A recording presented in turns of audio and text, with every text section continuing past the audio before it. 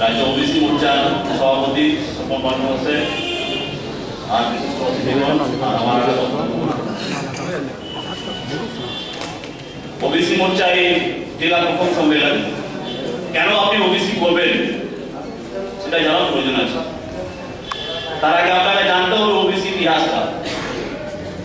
ভারতবর্ষের মধ্যে যদি ওবিসি সবচেয়ে বেশি কোথাও ডিপ্রাইভ হয়ে থাকে সেটা হচ্ছে পশ্চিমবঙ্গ। 1993 সালে ওবিসি রিজার্ভেশন লাগু হয়। 94 থেকে ইমপ্লিমেন্ট হয় প্রত্যেকটা রাজ্যে। 27% রিজার্ভেশন, সুপ্রিম কোর্ট এটা ম্যান্ডেট করে দিয়েছিল 50% উপরে দেওয়া যাবে না। সেখানে 27% রিজার্ভেশন লাগু হয়। বিহার, উত্তরপ্রদেশ, গুজরাট, রাজস্থান 27% ইমপ্লিমেন্ট হয়। দুর্ভাগ্যজনক আমার পশ্চিমবঙ্গ তৎকালীন বামফ্রন্ট গভর্নমেন্ট জ্যোতিবাবু বললেন এখানে ওবিসি নাই, রিজার্ভেশন দিলেন 5%, দেশে 27% আর পশ্চিমবঙ্গে 5%।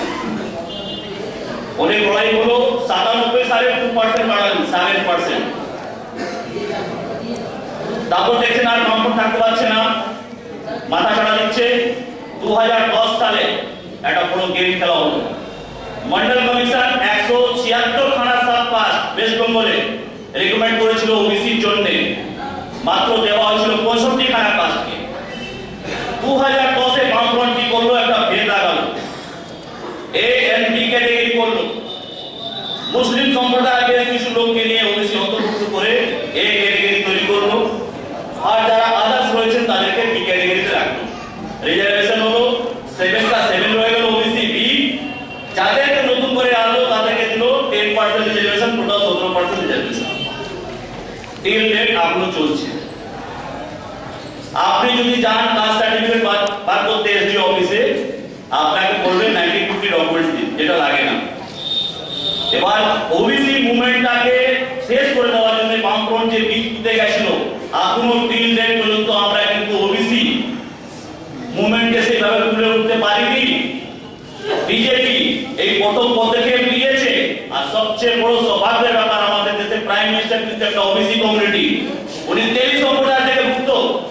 আজকে উনি ডিসিশন নিয়েছেন প্রত্যেকটা পিছিয়ে পড়া মানুষকে যা যা সুখ সুবিধা কেন্দ্র আর রাজ্য সরকার দেয় তাদের মধ্যে পৌঁছে দিতে, তার জন্য ওবিসি মোর্চা গঠন করা হয়েছে।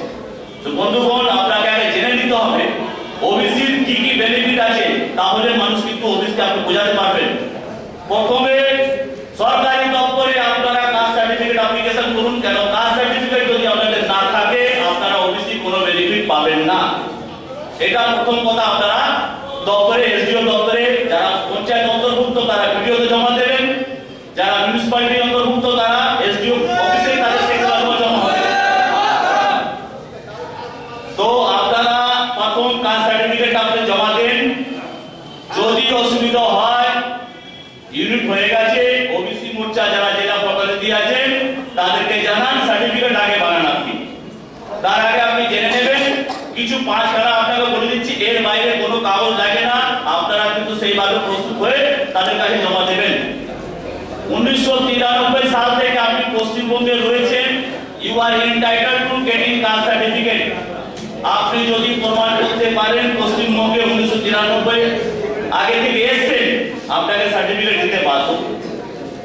কাস্ট স্ট্যাটাস, তার জন্য একটা এফিডেভিট আছে, পাবলিক হিয়ারিং আছে, লোকাল ইনকোয়ারি আছে, আপনার ইন্সপেক্টর ইনকোয়ারি করে সার্টিফিকেট দেবে। 90-50 যদি ডকুমেন্ট চায়, ওইটা গাইডলাইনে বলা নেই, প্রয়োজন হলে আপনারা গাইডলাইন নিয়ে নেবেন। গাইডলাইনে পরিষ্কার বলা আছে 93 আগে থেকে যারা আছে তারা ওবিসি সার্টিফিকেট পাবে।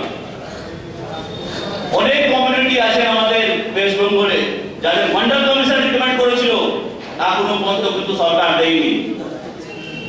মাহিষ্য কমিউনিটি আছে, প্রচুর আছে, তারা মন্ডল কমিশনে রয়েছেন, লিস্টে, সরকারি লিস্টে নেই।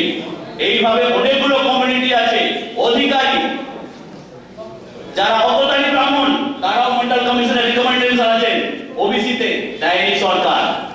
সেই কমিউনিটিগুলোকে আপনি এক করুন। আমরা আগামী দিনে মন্ডল কমিশনে 176 খানা যে পশ্চিমবঙ্গের কাজকে ইমপ্লিমেন্ট করেছিল, তাকে আমরা যাতে পশ্চিমবঙ্গ সরকার মানতে বাধ্য হয় সেই আন্দোলনটা আমরা করে তুলব, যাতে প্রত্যেকটা মানুষের কাছে ওবিসি সার্টিফিকেট যারা ওবিসি অন্তর্ভুক্ত করছেন তারা পেতে পারেন। এবার সার্টিফিকেটটা করবেন কেন? কেন্দ্রীয় সরকারের চাকরিতে আপনার 27% রিজার্ভেশন। 100 জনের যদি চাকরি হয় সেখানে 27 জন কিন্তু ওবিসি অন্তর্ভুক্ত চাকরি হবে। বহু লোক আছে চাকরি পায়নি, তাদেরকে লোনের ব্যবস্থা করা আছে। West Bengal backward class development and finance corporation, ওটা কোনো ব্যাংক না, শুধু ওবিসি লোন পাবে। আপনি বিভিন্ন প্রজেক্ট করে লোন করে আপনি ব্যবসা করতে পারেন। পায়ে দাঁড়ানোর জন্য কেন্দ্রীয় সরকারের একটা প্রকল্প, সেই প্রকল্প আপনার এই 75% টাকা কেন্দ্র সরকার দেয়, আপনার 20% স্টেট গভর্নমেন্ট দেয়, 5% যারা লোন নেবেন তার কন্ট্রিবিউশন। এটা মানুষের মধ্যে পৌঁছে দিতে হবে। এখন আমাদের একটা লড়াই চলছে, এটা জুডিশিয়ারি পাওয়ার দেওয়ার জন্য ওবিসি কমিশনকে।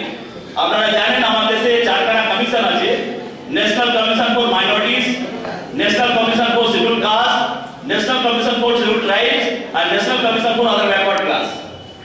তার মধ্যে আপনার এসসি কমিশন, এসটি কমিশন আর মাইনরিটি কমিশন, তিনটে কমিশনকে জুডিশিয়ারি পাওয়ার দেওয়া আছে। ওবিসি কমিশনকে এখনো পর্যন্ত দেওয়া হয়নি। যেদিন এই জুডিশিয়ারি পাওয়ার ওবিসি কমিশন পাবে, আগামী দিনে ভারতের মূল স্রোতে ওবিসিরা কিন্তু লিড করে যাবে। তার নেতা নরেন্দ্র মোদী আমাদের কাছে সামনে রয়েছে। আজকে আমাদের অঙ্গীকার করতে হবে যারা ওবিসিতে পড়ছেন, লিস্ট আপনারা অনলাইন থেকে দিতে পারেন। পার্টিতে আমাদের যারা পদাধিকারী আছেন তাদের কাছে লিস্ট দেওয়া থাকবে, মন্ডল কমিশনের রিকমেন্ডেশনটা আর গভর্নমেন্টের যে অ্যাপ্রুভ লিস্টটা। আপনারা আগে প্রথম ফার্স্টে গিয়ে আপনারা কাস্ট সার্টিফিকেট অ্যাপ্লিকেশন করুন। যদি সার্টিফিকেট না পাওয়া যায় তার জন্য নেতৃত্বের কাছে রাস্তা খোলা আছে, সার্টিফিকেট তারা প্রত্যেকে যেন পায়। সার্টিফিকেট দিয়ে ওবিসি চাকরিতে রিজার্ভেশন, লোনে আপনার ক্ষেত্রে আপনাকে লোন দেওয়া হবে। আপনার রাজ্য সরকারের তো আপনার 17% রিজার্ভেশন আছে, সেই আগামী দিনে আমাদের লড়াই করতে হবে। 2005 সার্কুলারে বলা আছে কেন্দ্র সরকার রাজ্যকে 22% রিজার্ভেশন দেওয়ার জন্য ওবিসি কে। আমরা বিভিন্ন টাইমে কমপ্লেন করেছি, কিন্তু 17% এর উপরে কিন্তু করেনি, সেটা 10 আর 7। বন্ধুগণ, এটা একটা বহুত বড় চক্রান্ত। একটা কমিউনিটি বেসকে নিয়েছে। জানেন কাস্ট সার্টিফিকেট একটা ভাইটাল ডকুমেন্ট কিন্তু একটা নাগরিকের ক্ষেত্রে। কারণ সেখানে গাইডলাইনে বলা আছে আপনি এখানকার পার্মানেন্ট রেসিডেন্স, তার জন্য আপনার কাস্ট স্ট্যাটাস সার্টিফিকেট দেওয়া হচ্ছে। একটা শ্রেণীর মানুষকে আনিয়ে কিভাবে ওবিসিতে ঢুকিয়ে আমাদের যে ব্যবস্থাটাকে নষ্ট করে দেওয়ার একটা চক্রান্ত চলছে তৎকালীন গভর্নমেন্টের, এখন যে বর্তমান গভর্নমেন্ট রয়েছে। সেই ব্যক্তিদের মধ্যে আমাদের এক হয়ে যদি আমরা নিজের ওবিসি সার্টিফিকেট নাও করতে পারি, তাহলে আগামী দিনে খুব ভয়ানক দিন আসছে আমাদের পশ্চিমবঙ্গের জন্য। বন্ধু, ওই জন্য সবাইকে আমার অনুরোধ করা হচ্ছে যাতে